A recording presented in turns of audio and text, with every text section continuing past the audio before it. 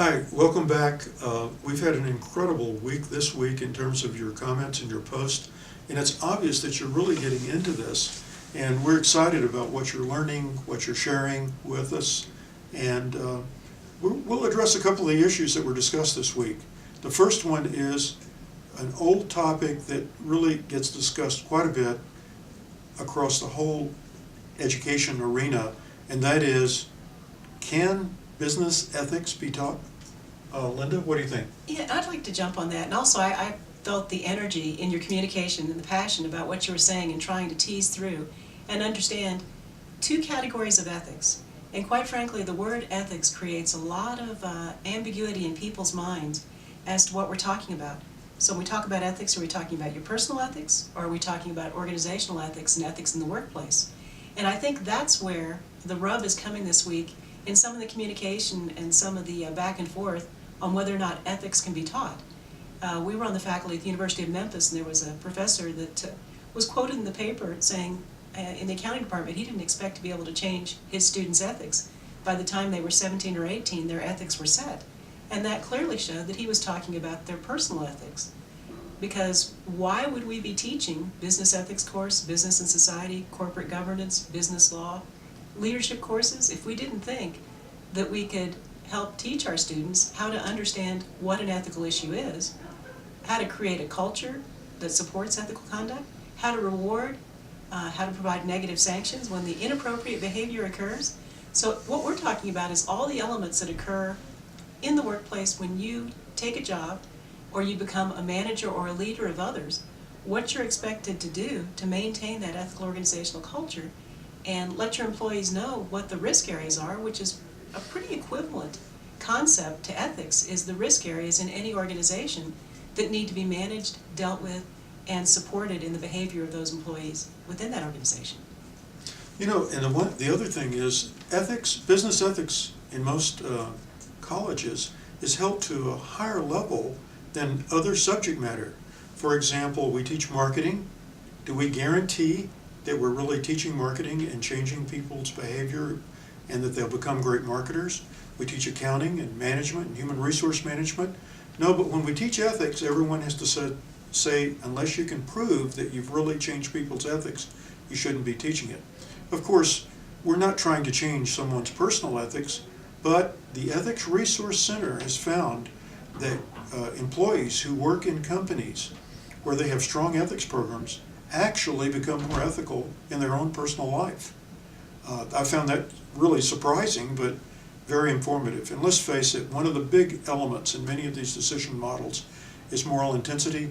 And if we do nothing other than allow students to become more aware of what are ethical issues, when should they be addressed, how do you address them, and how do you avoid engaging in ethical risks that could be destructive to you and your organization, that's what we're all about.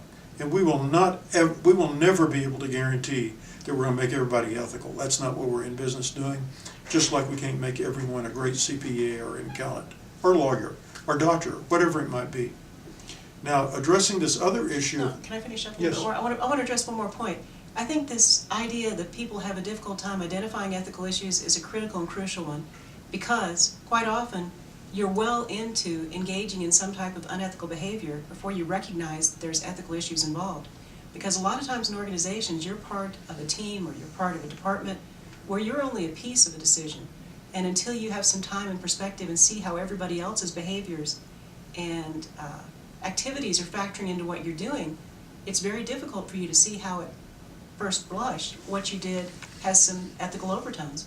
So that makes it even more complex for our students and even more critical for us to spend time with them, helping them understand ethical issues in the organization, identifying them, how to establish an ethical organizational culture, and so on. Okay, and the other thing we need to address is the ethical decision-making model. The ethical decision-making model is descriptive and not normative. A normative model will tell you how or what you should do. It will tell you exactly what decision to follow based on some normative specifications. But the reason we think a descriptive model is important because it helps you to understand what are the variables, what are the influencers of ethical decision making. And as a manager and an ethical leader, if you recognize that organizational culture and significant others is been found to be more of a determinant of what people do than even their individual moral background, or possibly other issues such as opportunity in the organization, which is also very important, you begin to learn more about how to manage and control. And keep in mind, we come back to the idea that as an ethical leader, in teaching ethical leadership to students, they have to recognize this is just not about my ethics and my ability to make decisions, but if I'm going to be a manager, how am I going to be able to lead others and make sure that they're on an ethical track that will be in line with what the organization wants to achieve in terms of good business ethics. So looking back at the model, keep in mind it is a descriptive model. There's room for descriptive models, there's also room for normative models. And you mentioned several variables we didn't include in there. We were trying to keep it simple at this point, and there are other ethical models that do take into account some of the cultural or other environmental areas.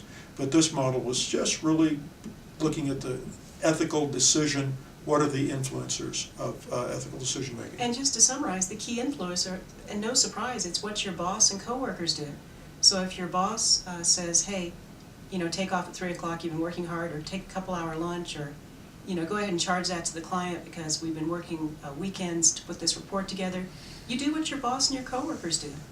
Now that being said, when we get into the federal sentencing guidelines for organization, one of the guidelines says, don't put a person in a position of authority who has a propensity to bend or break the rules. Consequently, even when the federal sentencing guidelines were being established, they understood the role of the work group and the supervisor in the work group to corrupt the work group and how key an influence that is. Very good. Well, I think we're about out of time. Again, this is an incredible group. You've got great participants. I know you're learning from each other, and we're learning from you. And let's keep an open discussion. Anything's fair game. Let us know your opinions, your concerns. Let us know if you disagree with us, and we'll all hopefully have a lot of fun learning more about business ethics education. Hope to see you again soon.